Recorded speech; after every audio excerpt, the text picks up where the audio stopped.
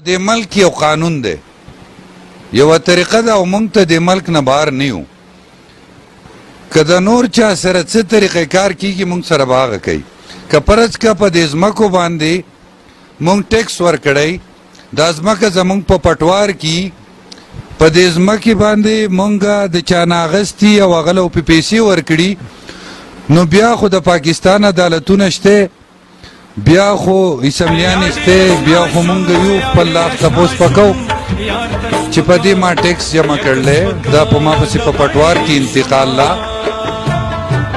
په دې باندې زه حکومت ته نورې پیسې جمع کوم څنګه زما څوک هوټل رانئ یا زما هغه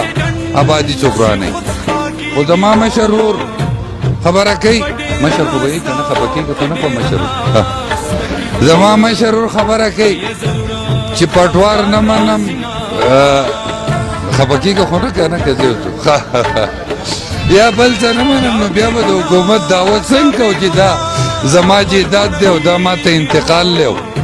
دا څه که تاسو وایئ ټیک دی یو خو د یاغستان د ورځو خبرې وې چې جنګ جګړې وې او ډلې پرې وې په هغه زمانه کې هم خلکو خپل جیدادونه رانیوه یو د یاغستان نه وروسته د باچا صاحب حکومت راغی او د والي صاحب حکومت راغی آیا ته دې ځنګل څه طریقې کار و که دې قوم ته حواله و چې په مخه یې ګډ کوئ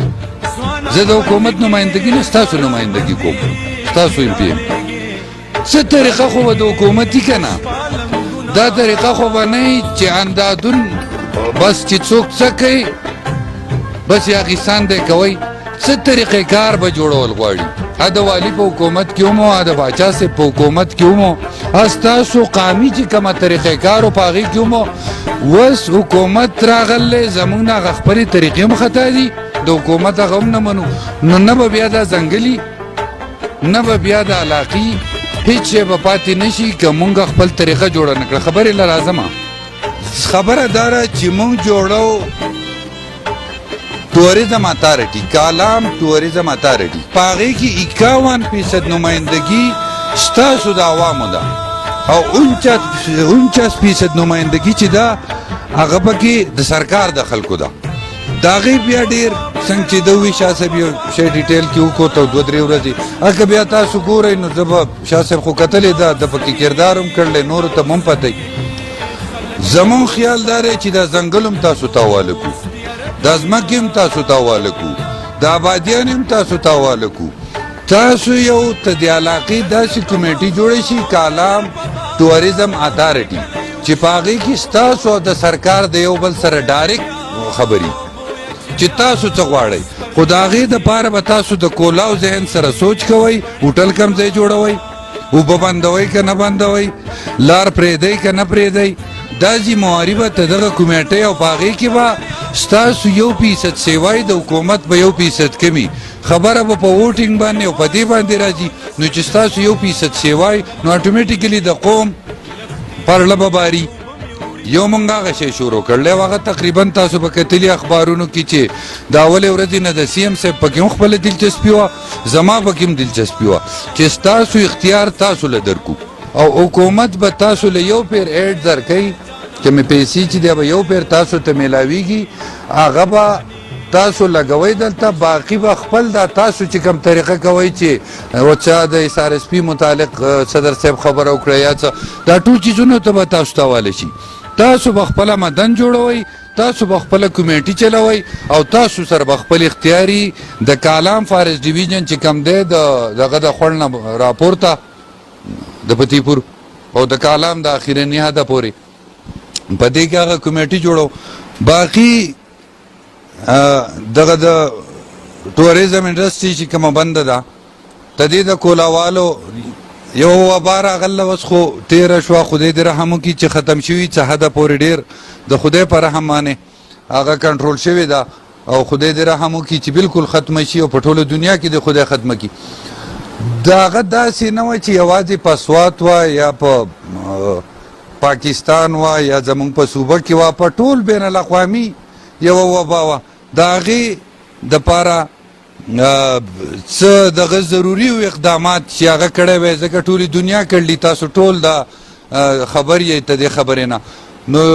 دلته هم پکار وه چې څه اقدامات شوی وی بېشکه چې ډیر نقصان مونږ ته راورسېد زمونږ صرف دغه 3-4 میاشتې د آمدن چې په هغې کې مونږ خپل آمدن وکړو. بیا څنګه چې ټولو مشرانو ووې دلته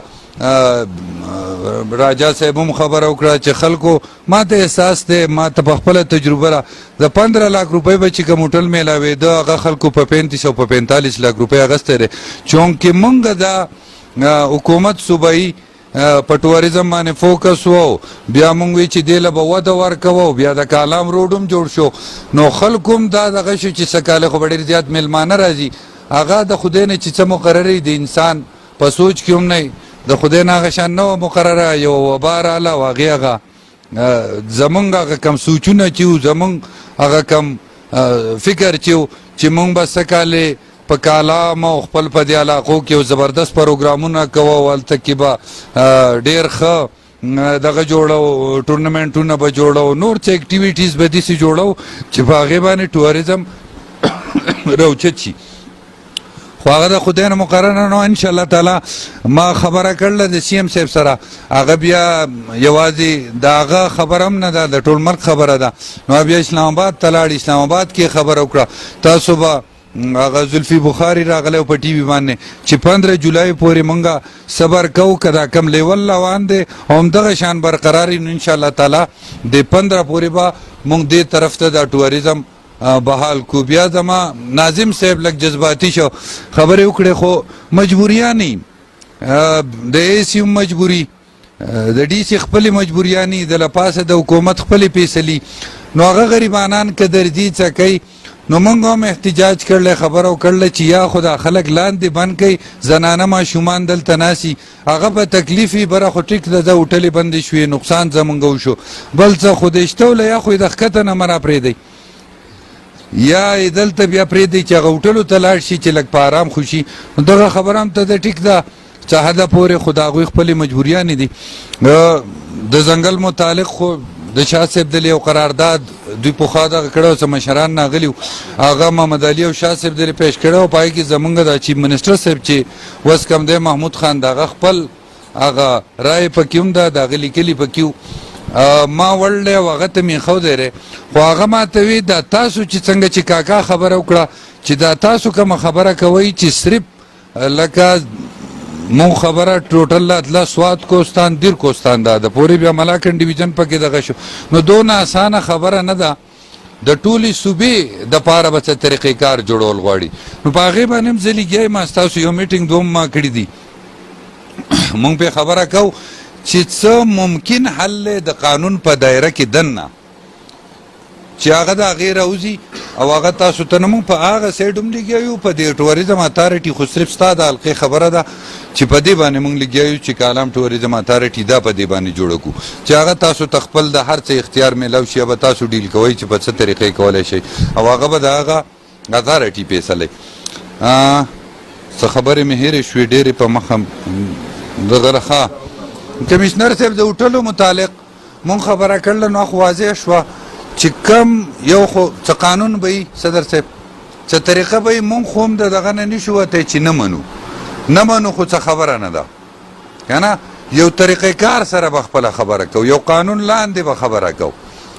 قانون دا دی چې څوک تاسو ما ته ووایئ چې دا رو سیند دغه پورې لاندې کوو او سیند بندو نو ټوریزم به چېرته پاتې شي.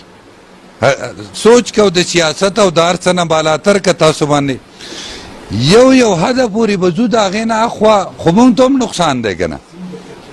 سیند به چېرته ځي لکه څه زمونږ خوړ سیلاب راغی اوس حقیقت که وایو سیلاب راغی کمې آبادیانې چې شوې هغه د هغې نه سیوا خوړ ته راووتې. نو داسې ده چې دا خو خوړ ستاسو دی. زما یو ملګری راغی ما ته وایي چې دا ولې زما ده او ما کیس ګټل دی د مدین د خوړ په غاړه. نو ما ویره ورستا ده د پنجابي ده چې څوک دلته منګروال راځي د هغه ده دا واله پرېږدئ چې لږ برابر کړو نو ټوله دنیا به پکې خپې کېدي یخ به شي اودس به پکې وکړي. خو که ته صرف دا دعوه کوې چې زما د لپاسه پې دوکان جوړوم نو دا ووله. نو زه تاسو ته دا سوال کومه چې دا سیند نه یا د سیند منځ ته وځئ او دا اوبه ډېرې راشي نو چاته به نقصان وي که حکومت یې ورانوي او که نه خو که قدرت یې وران کړي حکومت یې نشي ورانولی. څنګه چې شاه صاحب وویې دونه غټې فیصلې د حکومت ته دې قوم نه جوړېږي. ته دې تاسو اوټ ورکوئ، ستاسو ایم پی ای راشي، ستاسو ایم این ای راشي، بیا مخکې لاړ شي، څوک وزیر اعلی شي، څوک وزیر اعظم شي، څوک وزیر شي. دونه غټې فیصلې په زور زبردستۍ کېږي نه، خو څه فیصلې ستاسو دپاره به تاسو هم سوچ کوئ. که هر سړی وایي چې زه به روډ تنګوم او کور به غټوم، نو زما په خیال زموږ نیم ژوند د دې کوره بهر په دې روډ، زما د کور مخې ته یو ډاک دی، بینچونه پکې لګېدلي. زما په خیال نیم ژوند زما په آبار بینچونو تیر شو، ثابته ورځ په بینچونو ناست یم، په خپل کمره کې به مې دونه ژوند نه تیر کړی. نو دا سوچ به کول غواړي چې زما د کور نه بهر زما دا فوټپات هم ضروري دی، زما دا روډ هم ضروري دی، د سیند غاړې ته هم لږ ځای ضروري دی. د سیوریج خبره ده، خو سابق صاحب ختمه کړه، ضروري ده زموږ دپاره. که دا اوبه نه وي، دا څښای، دا د استعمال نه، دا غشنې نه، کم چې د سوات ښایست دی، څوک به راځي دلته؟ څه سوچ به تاسو کوئ خپل د فایدې دپاره. او انشاءالله تعالی که دا زه به یم، زه هر وخت تابعدار یم او دا مشران به راسره وي چې کم دړه د خلوص نه چې کم ځای کې زموږ ضرورت یو په څه طریقه. ما کاکا سره یو پیر لاړم او کېناستم، نورو هلکانو ته شاه صاحب او خندا دلې ټول ناست دي، حاجي صاحب دلې. دا یو سوال مې وکړو چې په دې وخت کې امداد وکړئ، په دې وخت کې د علاقې د ترقۍ او د علاقې د خوشحالۍ زمونږ په لاس کې طاقت شته. دې وخت کې څه کار کېږي؟ بیا خو پته نه لګي چې کار کېږي او که شاه صاحب پاتې دی چې اختیار یې په لاس کې دونه نه و او کار ورسره نه و، څه یې کړی وی؟ وس دی، زه منمه چې شته ما سره اختیار، وس کار والی، وس پیدا والی دی قوم له، وس څه کار وکړي، زه خو منمه چې شته. نو دا ده چې د قانون په دایره کې دننه که فرض که سین باندې و مخکې وځو اوبه نه پرېږدو، نو هېڅ نشته، نو بیا هوټل شته، نو روزګار شته، نو ټوریزم شته، نو کاروبار شته. که په یو حد کې دننه یو نو هر څه شته، ستاسو له پیسې هم شته، ستاسو د ټوریزم دپاره هم زموږ سره څه شته، ته د علاقې د خوشحالۍ د ترقۍ دپاره هم څه شته. تاسو به جرګه جوړه کوئ، تاسو به کمیټي جوړه کوئ، انشاءالله تعالی چې تاسو څه وایئ هغه خبره زه ستاسو نماینده یم، مخکې به رسومه، خبره به کوو. څنګه چې تاسو وی زه هم دا منمه د سوات وزیر اعلی دی، ته د حلقې وزیر اعلی دی، په دې حلقه کې چې څه روان دي د هغه وزیر اعلی د سره روان دي، د هغه مهربانیانې دي. انشاءالله تعالی باقي هم دا قوم، دا خلک، دا ټول د هغه وزیر اعلی په نظر کې دی او د هغه خپل قوم ګڼي، خپل خلک ګڼي، د حلقه خپله ګڼي. نو انشاءالله تعالی هیڅ داسې خبره به نه وي چې تاسو خبره به څوک نه اوري، ستاسو خبرې رسولو له ځایمه او هغه قانوني او هغه دغه خبرې چې دي هغه به تاسو خپل په مضغو بوج راولئ چې کوم ځای کې موږ په حق یو او په